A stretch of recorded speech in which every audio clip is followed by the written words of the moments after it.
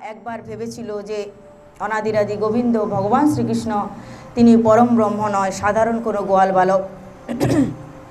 তাই তিনি তার শক্তির প্রদর্শন করার জন্য সমস্ত গোয়াল বালকদেরকে এবং ভগবান শ্রীকৃষ্ণের ছোট ছোট গোবৎসদেরকে হরণ করেছিলেন। কিন্তু অনাদিরাদি গোবিন্দ সেই বৎসদেরকে ইচ্ছা করলে ফিরিয়ে আনতে পারতেন, কিন্তু তিনি ফিরিয়ে না এনে তার দেহ থেকেই সমস্ত গোবৎস এবং গোয়াল বালকদেরকে প্রকট করেছিলেন। কারণ বৃন্দাবনের সমস্ত গোমাতারা চাইতো কৃষ্ণ কেন তাদের ছেলে হলো না, আর বৃন্দাবনের সমস্ত মাতারা চাইতেন কৃষ্ণ কেন তাদের পুত্র হলো না। তা অনাদিরাদি গোবিন্দ গো মাতাদেরকে সুখী করার জন্য গোবৎস রূপ ধারণ করেছিলেন। আর সমস্ত ব্রজবাসী মায়েদেরকে সুখী করার জন্য 1 বৎসর পর্যন্ত তাদের ঘরে পুত্ররূপ ধারণ করেছিলেন। আর 1 বছর এই গোয়াল বালক এবং গোবৎসরা ব্রহ্মার কাছে নিদ্রিত অবস্থায় ছিল। 1 বছর পর ব্রহ্মা যখন ফিরে আসলেন, দেখলেন সব কিছু আগের মতোই চলছে, তখন তিনি ভগবানের কাছে ক্ষমা চাইলেন। কিন্তু ভগবান তাকে এই কথা বললেন না, আমি তোমায় ক্ষমা করেছি। কেন বলল না? কারণ ভগবান কি চায়? ভগবান চায় আমার ভক্তদেরকে আমার কাছে সবাই জুড়ে দিক, কাছে নিয়ে আসুক। কিন্তু ব্রহ্মা আমার ভক্তদেরকে আমার কাছ থেকে দূরে নিয়ে গেছে, তাই তাকে ক্ষমা করল না। আর গিরি গোবর্ধন লীলায় যখন আমরা শ্রবণ করব, তখন দেখতে পাবো ইন্দ্রকে কি করে ক্ষমা করলেন ভগবান। তো তার আগে আরেকটা লীলা আছে, সেটা হচ্ছে কালীয় নাগ দমন লীলা। এটাও ভগবানের অত্যন্ত একটা সুন্দর লীলা। কংসর প্রেরিত বিভিন্ন দূতরা তো গেল, অর্থাৎ বিভিন্ন রাক্ষসরা ধীরে ধীরে গেছে। একটা রাক্ষস এমন পাঠালো যে আকারে দেখতে সাপের মতো, মনটা কিন্তু রাক্ষসের মতো হিংস্র। তো এই কালীয়কে পাঠালেন কংস। কালীয়কে পাঠিয়েছে যে তুমি সেখানে গিয়ে থাকো এবং ব্রজবাসীদেরকে ধীরে ধীরে তুমি বধ করো, আর যখন সুযোগ পাবে তখন কৃষ্ণকে বধ করবে। তো কালীয় নাগ এসে যমুনা পুলিনের একটা হ্রদে এসে থাকতে লাগলো। কালীয় নাগ যখন অবস্থান করলো সেই হ্রদে, সেই হ্রদের জলটা অত্যন্ত বিষাক্ত হয়ে গেল। তো সেই হ্রদের উপর দিয়ে যদি কোনো পাখি উড়ে যেত, সে পাখিগুলোও মরে যেত। এমনকি যদি কোনো হাওয়া প্রবাহিত হয়ে যেত, সে হাওয়া গিয়ে যে সমস্ত বৃক্ষের গায়ে লাগতো, সে বৃক্ষগুলো পর্যন্ত মরে যেত। আর যদি কোনো গোয়াল বালক কিংবা গোমাতারা সেখানে গিয়ে জল পান করত, তবে তাদেরও মৃত্যু হতো। তো ভগবান শ্রীকৃষ্ণ দেখলেন ধীরে ধীরে ধীরে ধীরে আমাদের ব্রজবাসীদের মধ্যে একটা ভয় আতঙ্ক কাজ করছে। ওই হ্রদের জল যেই পান করছে সে তার মৃত্যু হচ্ছে। কাজেই এই বৃন্দাবন ধাম থেকে, এই হ্রদ থেকে কালীয়কে তাড়াতে হবে। কিন্তু কি করে তাড়াবে? কালীয়কে তাড়ানোর জন্য একটা উপায় চাই। তো ভগবান একটা ছোট্ট লীলা করছেন। কি লীলা করছেন? ভগবান এবং ব্রজবাসী বালকরা তখন খেলতো। কখনো কেউ গাভী সাজতো, কখনো কেউ গোয়াল বালক সাজতো, এভাবেও খেলা করতো। আবার কখনো বল দিয়ে, মায়েদের শাড়ির আঁচল দিয়ে বা শাড়ির যে পাড় আছে সে পাড়গুলোকে মুড়ে মুড়ে মুড়ে মুড়ে তখন বল বানানো হতো, আর সেই বল ছুঁড়ে ছুঁড়ে তারা খেলতো। তো একদিন কৃষ্ণ মনে করলো এই বলগুলো ছুঁড়ে ছুঁড়ে আমরা খেলি, আর বলটা ছুঁড়তে গিয়ে ওই নদীতেই ফেলে দেবো, কালী হ্রদে ফেলে দেব। যে ভাবনা সেই কাজ।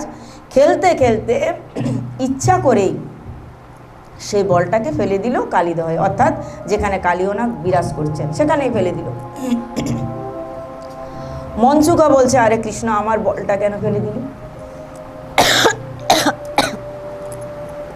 আমার বলটা ওখানে কেন ফেললি? আমার মা অনেক কষ্ট করে বানিয়ে দিয়েছে, এবার তুই তুলে এনে দে। তো কৃষ্ণ বলছে, বলটা যে আমি তুলে এনে দেবো, ওখানে তো একটা বিশালা সাপ আছে শুনেছি। বলে, আমি জানি না, যেভাবে পারবি তুলে দে। কৃষ্ণ তখন কি করলো, একটা কদম বৃক্ষে উঠে সে কদম গাছ থেকে ওই কালীয় হ্রদে নিজের ইচ্ছায় লাফ দিল এবং গিয়ে কোথায় বললো, একদম কালীয় হ্রদের মাঝখানে, যেখানে সে কালীয় নাগটা একটা গোলাকৃতির পিণ্ডা বানিয়ে ঘুমাচ্ছে, এবং সেইখানে একদম তার কোলে গিয়েই বলল কৃষ্ণ। কালীয় নাগ তো তখন ঘুমাচ্ছে। কালীয় নাগের 4টে স্ত্রী ছিল, সে স্ত্রীরা পাহারা দিচ্ছিল স্বামীর ঘুমের যেন কেউ ব্যাঘাত না ঘটায়। সে স্ত্রীরা যখন কৃষ্ণকে দেখেছে, এত মনমোহক চেহারা, এত সুন্দর চেহারা, স্ত্রীরা বলছে, আরে কার ছেলে তুমি, কোথা থেকে এসছো, এত সুন্দর দেখতে, এই কালীয় নাগ উঠলেই তোমাকে মেরে ফেলবে।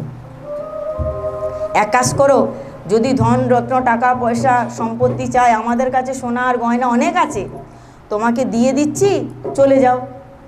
কিন্তু সে বলে, আমার সোনার গয়না কিছু চাই না। তখন বলছে, আরে তোমার বাবাকে, মাকে, কি তোমার পরিচয়, কি তোমার নাম, কোথা থেকে এসছো সেটা তো বলো, যাতে মরে গেলেও খবরটা পৌঁছানো যায়।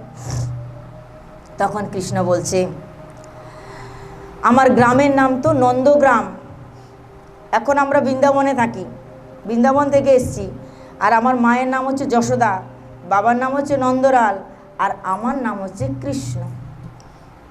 পরিচয় দিয়ে দিল।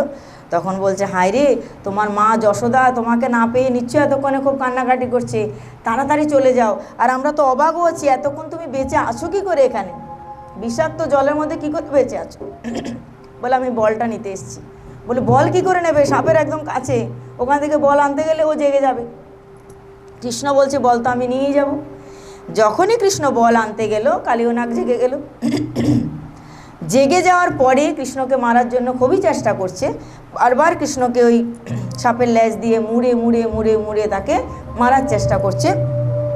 কৃষ্ণও কিন্তু ওই সাপের লেজটাকে ধরে তাকে বারবার বারবার ঘুরাতে ঘুরাতে অনেকবার উপর থেকে আছাড় দিল নিচের দিকে, উপর থেকে নিচের দিকে আছাড় দিচ্ছে। তো বারবার বারবার এভাবে দুজনের মধ্যে বহুত যুদ্ধ হলো। কালীয় নাগ দুর্বল হয়ে গেল। এবার যে কিনা কালীয় নাগের অনেকগুলা 101খানা ফণা ছিল কালীয় নাগের, কালীয় নাগেরও বহুত ফণা, 101টা ফণা। এই 101টা ফণার একবার একটা ফণা তুলে কৃষ্ণকে দংশন করতে চাইছিল। তখন অনাদির আদি গোবিন্দ কী করলেন, নৃত্য করার ছলে তার একটা ফণার উপরে উঠে সে ফণাটাকে দমন করছেন। মানো ভগবান শ্রীকৃষ্ণ আমাদেরকে বুঝাচ্ছেন, আমাদের হৃদয় রূপী যে যমুনা আছে, সেই যমুনাতে যদি কালীয় দহের মতো একটা দহ, কালী দহ অর্থাৎ একটা সেরকম হ্রদ তৈরি হয়, সেখানে গিয়ে যদি কালীয় নাগ বসে যায়। কালীয় নাগ মানে কি? কালীয় নাগ হচ্ছে আমাদের অহংকার, আমাদের দর্প, আমাদের ক্রোধ, আমাদের লোভ। এই কালীয় নাগ যদি আমাদের হৃদয়ে গিয়ে, হৃদয় রূপী যমুনায় গিয়ে বসে যায়, সেখানে যদি মাথা চারা দিয়ে উঠে, অর্থাৎ অহংকার বাড়তে থাকে, লোভ বাড়তে থাকে, তখন অনাদিরাদি গোবিন্দ সেটাকে এভাবেই দমন করেন, কোনো শাস্তির মাধ্যমে, কোনো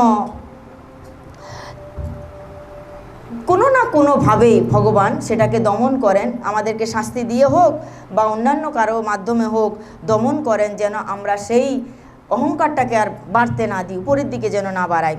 তো ভগবান নৃত্য করতে লাগলেন, সে কালীয় নাগের ফণার উপরে উঠে একবার দমন করছে, আর কালীয় নাগ ব্যথায় জর্জরিত হয়ে পড়েছে। তারপর আর পারছে না, মনে হচ্ছে যেন কালীয় নাগ এবার মারাই যাবে।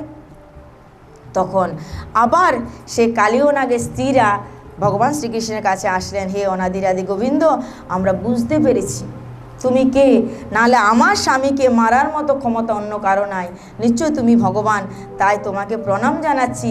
আমাদের ছেলেদের মুখের দিকে তাকাও, সমস্ত ছেলে মেয়েগুলোকে নিয়ে এসছে কৃষ্ণের সামনে। জানি আমার স্বামী অনেক অপরাধ করেছে, তবু তো তুমি ভক্ত বৎসল, ক্ষমার আধার, আমার স্বামীকে ক্ষমা করে দাও। এই ছেলে মেয়েদের মুখের দিকে তাকিয়ে ক্ষমা করো, আমাদের দিকে তাকিয়ে ক্ষমা করো। আমরা তো তোমাকে পুত্রবৎ জ্ঞান করেছি এবং পুত্রের মতোই ভালোবাসতে পেরেছি বা ভালোবাসতে চাইছি, অতএব তুমি ক্ষমা করে দাও। তখন কালীয় নাগের পত্নীরা কি গাইছেন?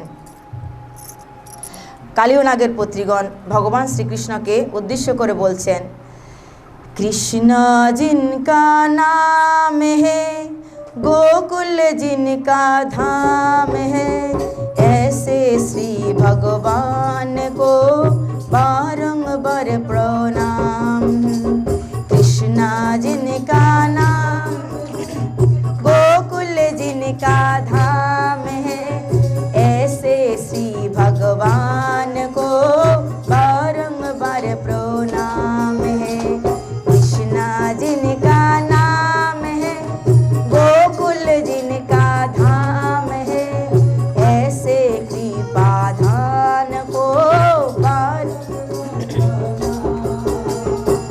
যশোদা जिनका बाबैया है, यशोदा जिनका मैया है, नंद जो बाबैया है, ऐसे श्री भगवान को बारंबार। यशोदा जिनका मैया है, नंद जो बाबैया है, ऐसे श्री भगवान को बारंबार प्रणाम है। कृष्णा जिनका नाम है, गोकुल जिनका धाम है, ऐसे श्री भगवान को लुट लुट दोधी माखन खाए, ग्वालन को संग धेनु चराए, ऐसे कृपाधाम का बारंबार प्रणाम है। यशोदा जिनका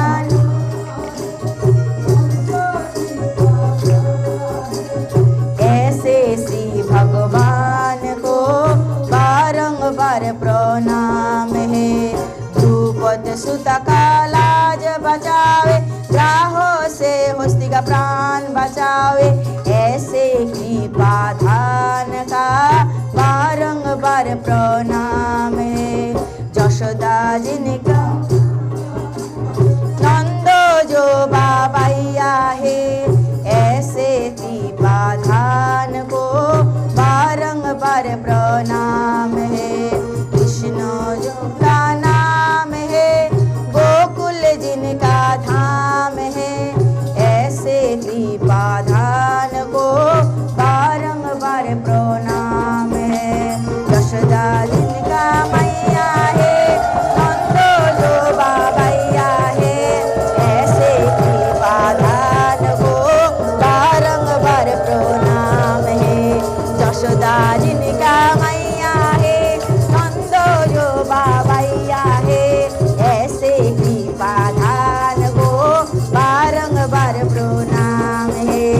ऐसे कृपाधान को बारंबार প্রণাম হে।